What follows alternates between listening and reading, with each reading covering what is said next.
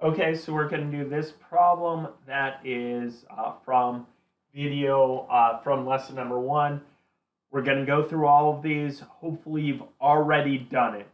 This one actually we only have one, but do it beforehand. If you get stuck, then let's look at it. Okay, so we're told some information. We have 622 grams of aluminum. We're given a value of C. Remember what C is. C is specific heat capacity.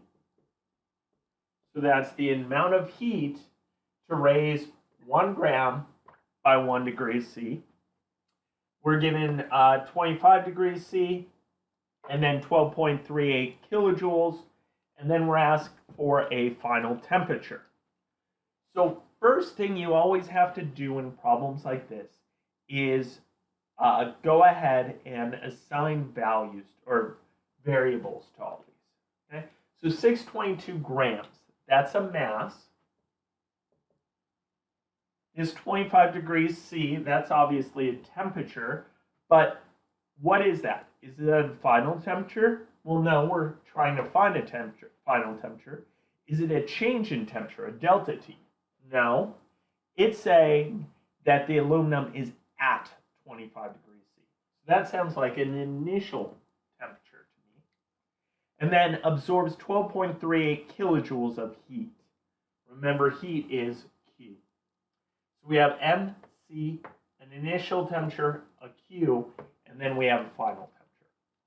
Well, what we're going to have to use is the specific heat capacity.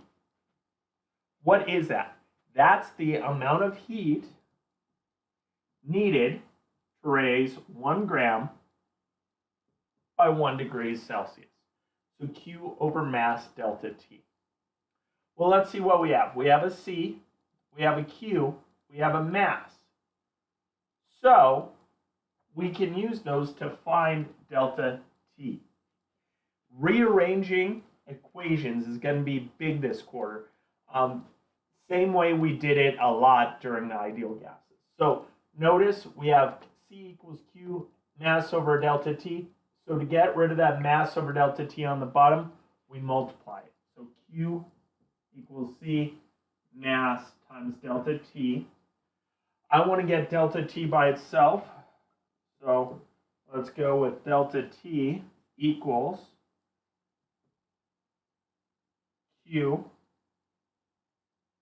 over Cm.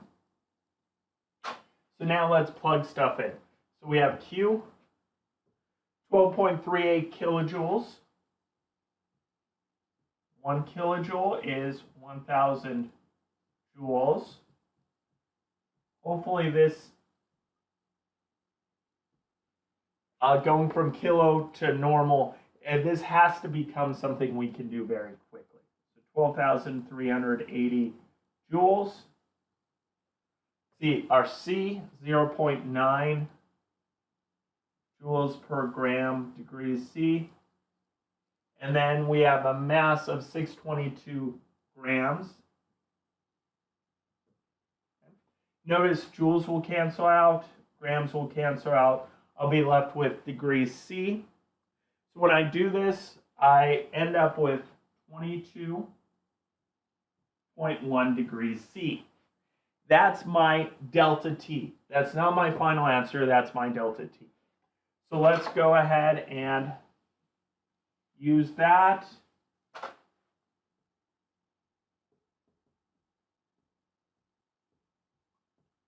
Notice that's not my final temperature because that wouldn't even make sense.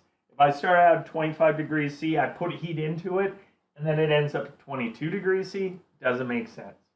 So that's my delta T. Remember, delta T is T final minus T initial. So I can rearrange this and say that my T final equals delta T plus T initial. So my delta T is 22.1 plus 25 degrees C. That ends up giving me 47.1 degrees. All right, so that is my answer. So if you go back Here I'm going to have it one more time. Here's all the details on it. Remember, we rearrange it, and then once we can rearrange it, then we can, once we go ahead and rearrange that to find delta T, then we can find the final temperature. If you go on and you look at the worksheet, you can see that there are extra problems, some more ones you can look at. And remember, the homework is due Monday, April 13th, and it's on Saturday. All right, talk to you later. Be safe.